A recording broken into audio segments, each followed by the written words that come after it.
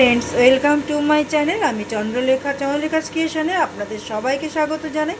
আজ আমি বানাচ্ছি চন্দ্রকাঠ পিঠা। এর জন্য আমার লাগছে দুধ। আমি এখানে 1 কিলো দুধ নিয়ে নিয়েছি, জল নিয়ে নিয়েছি, এখানে আমি খেজুরের গুড় নিয়ে নিয়েছি, চালের গুঁড়ো নিয়ে নিয়েছি, এখানে আমি নারকেল কোড়ানো নিয়ে নিয়েছি, কাঠবাদাম নিয়ে নিয়েছি, কাজু বাদাম নিয়ে নিয়েছি, কিশমিশ নিয়ে নিয়েছি, সামান্য একটু লবণ নিয়ে নিয়েছি, এখানে আমি চিনি নিয়ে নিয়েছি, আমি গুঁড়ো দুধ নিয়ে নিয়েছি 1 প্যাকেট, এখানে আমি ঘি নিয়ে নিয়েছি।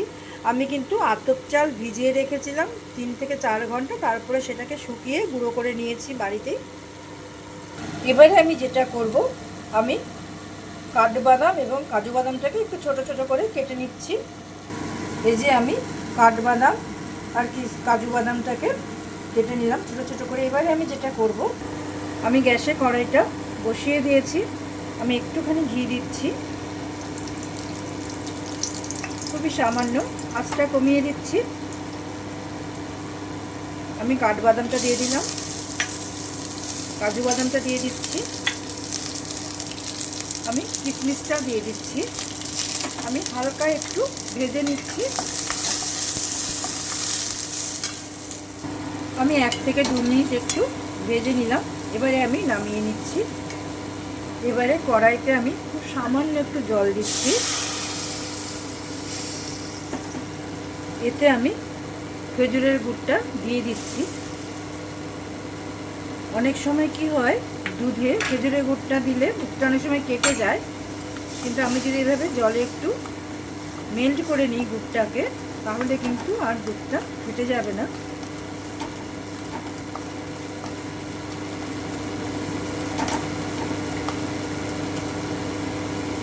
এই যে আমার গুড়টা কিন্তু একদম মেল্ট হয়ে গেল। এবারে আমি এটাকে নামিয়ে নিচ্ছি।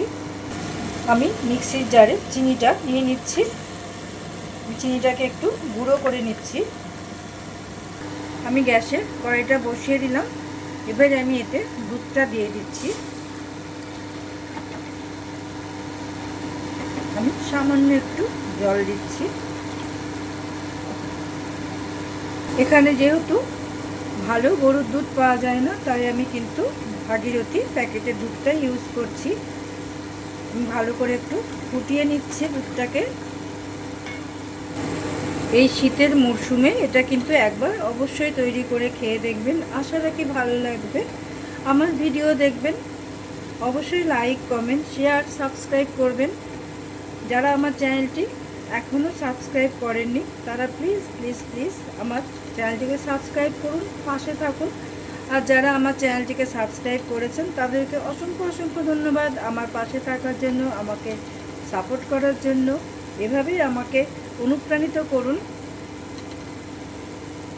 আমার ভালো লাগবে নতুন নতুন রেসিপি নিয়ে আসতে ইচ্ছে করবে।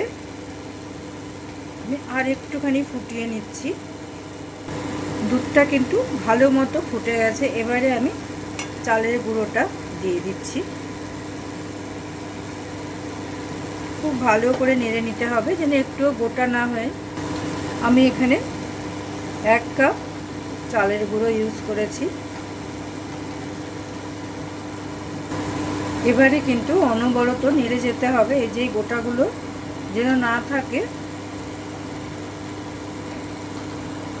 এবারে আমি পুরানো নারকেলটাকে দিয়ে দিচ্ছি।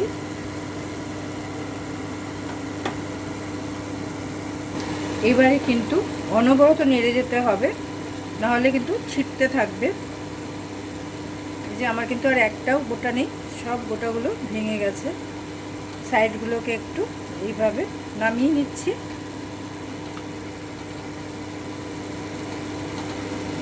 আমি 10 থেকে 15 মিনিট এইভাবে একটু নেড়ে নিচ্ছি। আঁচটা কমিয়ে দিয়েছি। এরই মাঝে আমি গুঁড়ো দুধটা দিয়ে দিচ্ছি। আমি এখানে কিন্তু 1 প্যাকেট গুঁড়ো দুধের ব্যবহার করেছি। আপনারা কিন্তু দুধ অনুযায়ী পরিমাণটা বাড়িয়ে বা কমিয়ে নেবেন।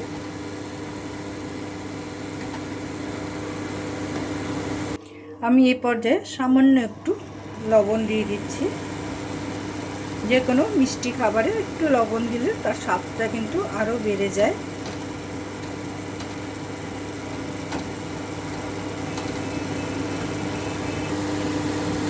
অনেকটাই কিন্তু ঘন হয়ে এসছে। এবারে আমি কাজু, কিশমিশ এবং কাঠবাদামে যে ভেজে রেখেছিলাম সেটা আমি দিয়ে দিচ্ছি। খুব ভালো করে নেড়ে নিচ্ছি। এবারে আমি খেজুরের গুড়টা দিয়ে দিচ্ছি।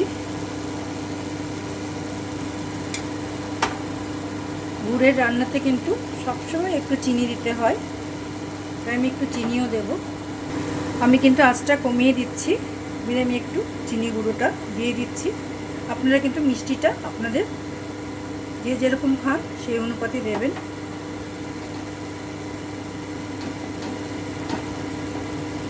মিষ্টি জিনিস একটু বেশি মিষ্টি হলেই ভালো লাগে। এবার আমি আঁচটা একটু কমিয়ে দিচ্ছি। এবার কিন্তু পুরোটাই এটা কিন্তু অনবরত নেড়ে যেতে হবে, হাত ছাড়া যাবে না, তাহলে কিন্তু এটা লেগে যাবে। এই পর্যায়ে আমি একটুখানি ঘি দিয়ে দিচ্ছি, যাতে এটা নিচে লেগে না যায়। এটা কিন্তু ততক্ষণ নাড়বো যতক্ষণ এটা কড়াই থেকে নিজে থেকে আলাদা হয়ে না আসছে। অনেকটাই হয়ে এসেছে। এই পর্যায়ে আমি আরও একটু ঘি দিচ্ছি। আমি একটা ট্রে নিয়ে নিচ্ছি, এতে আমি একটু ঘি মাখিয়ে নিচ্ছি। আর ঘি মাখিয়ে নেব।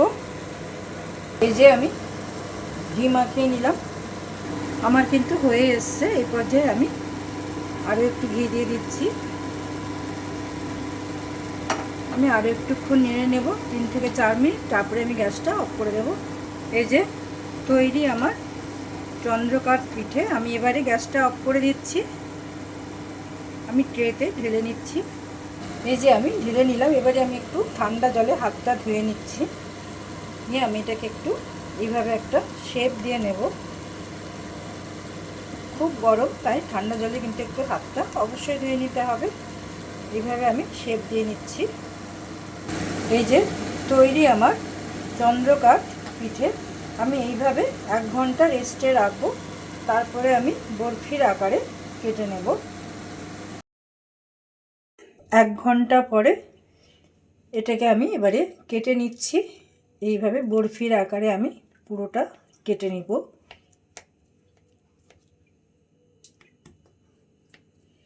এইভাবে আমি কেটে নেব পুরোটা। এই যে তৈরি আমার চন্দ্রকাঠ পিঠা। অবশ্যই একবার এইভাবে ট্রাই করে দেখবেন, আশা রাখি ভালো লাগবে। Thank you for watching my video. সবাই খুব ভালো থাকবেন, সুস্থ থাকবেন, সাবধানে থাকবেন। আবার দেখা হচ্ছে পরের কোনো নতুন ভিডিও নিয়ে। ততক্ষণ সবাই খুব ভালো থাকবেন।